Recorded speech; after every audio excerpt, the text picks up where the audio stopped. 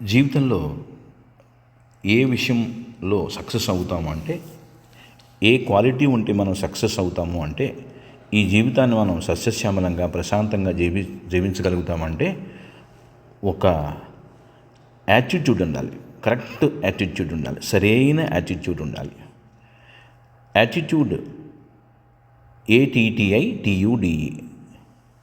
ఈ యాటిట్యూడ్ని ATTITUDని మనం నెంబర్లో మారిస్తే, సపోజ్ A1 T11 అలా అంకెల్లో మార్చి టోటల్ చేస్తే 100 వస్తుంది.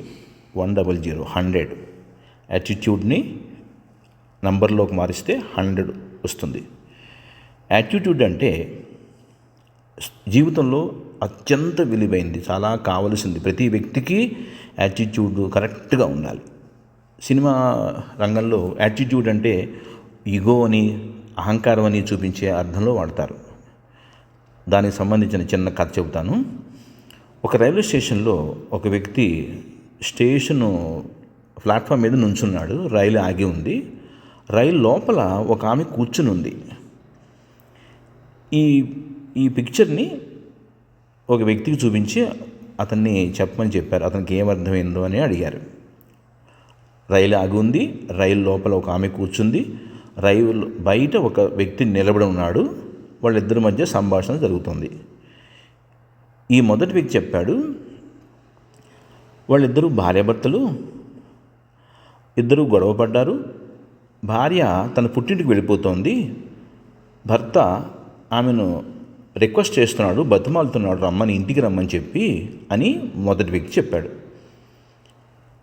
ఇదే పిక్చరు ఈ మన్నాడు ఇంకో వ్యక్తికి ఇచ్చారు. అతను చెప్పాడు, వీళ్ళిద్దరూ భార్యాభర్తలు కాదు,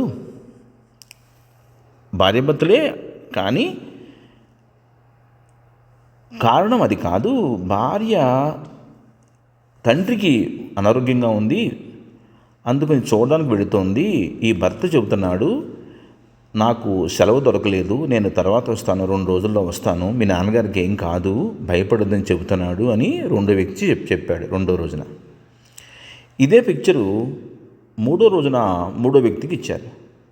అతను చెప్పాడు, వాళ్ళిద్దరూ భార్యాభర్తలు కాదు, అన్నా చెల్లెలు అన్నగారి ఇంటికి వచ్చి వెళ్ళిపోతుంది. 1 వీక్ ఉండి ఈ బ్రదర్ వచ్చి సెండ్ ఆఫ్ ఇవ్వడానికి వచ్చాడు, బావగారిని అడిగానని చెప్పు అని చెబుతున్నాడు అని మూడో వ్యక్తి మూడో రోజున చెప్పాడు.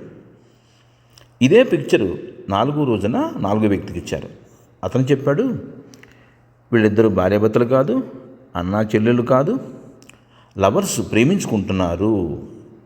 ఈ అమ్మాయికి సిటీలో ఒక ఇంటర్వ్యూ అటెండ్ అవుతోంది. ఈ అమ్మాయి సిటీలో ఒక జాబ్ ఇంటర్వ్యూ అటెండ్ అవుతోంది. ఇతను ఈ లవరు ఆ లవ్కి, ఆ అమ్మాయికి ఇంటర్వ్యూ ఎలా ఫేస్ చేయాలో చెబుతున్నాడు అని చెప్పాడు 4వ వ్యక్తి. దీన్ని బట్టి మనకు ఏమర్థమైందంటే, ఒకే పిక్చర్ని నలుగురు 4 రకాలుగా ట్రాన్స్లేట్ చేశారు, ఇంటర్ప్రిటేషన్ చేశారు. కాబట్టి జీవితంలో యాటిట్యూడ్ అంటే బ్రీఫ్గా చెప్పాలంటే feeling, thinking, doing. Feeling, thinking, doing. మనం ఎలా ఫీల్ అవుతాము, ఒక విషయాన్ని చెబితే, మనం ఎదుటివారు మనకు ఒక విషయాన్ని చెబితే మన ఫీలింగ్స్ ఏమిటి, అలాగే మనం ఒక విషయం గురించి ఎలా ఆలోచిస్తాము, అది ఆలోచన ధోరణి. అది ఒక విషయాన్ని మనం అప్పచెబితే ఆ విషయాన్ని మనం ఎలా డిశ్చార్జ్ చేస్తాము, ఒక విషయాన్ని మనం ఒక పని చేసేటప్పుడు ఎలా నిర్వర్తిస్తాము అనేది డూయింగ్. Feeling, thinking, doing. మొత్తం మన జీవితం అంతా కూడా ఈ మూడింటి మీదే ఆధారపడి ఉంది. మనం కరెక్ట్గా ఫీల్ అవ్వాలి, కరెక్ట్గా థింక్ చేయాలి, కరెక్ట్గా పనిని చేయాలి, ఎలా చేయాలో అలా చేయాలి. అంటే దీంట్లో ఈ 3 కనుక మనం కరెక్ట్గా ఫాలో అయ్యేటట్లయితే మనకి మంచి యాటిట్యూడ్ ఉన్నట్లయితే జీవితాన్ని మనం చాలా చక్కగా, ఎటువంటి డిస్టర్బెన్సెస్ లేకుండా మనం సాగించవచ్చు.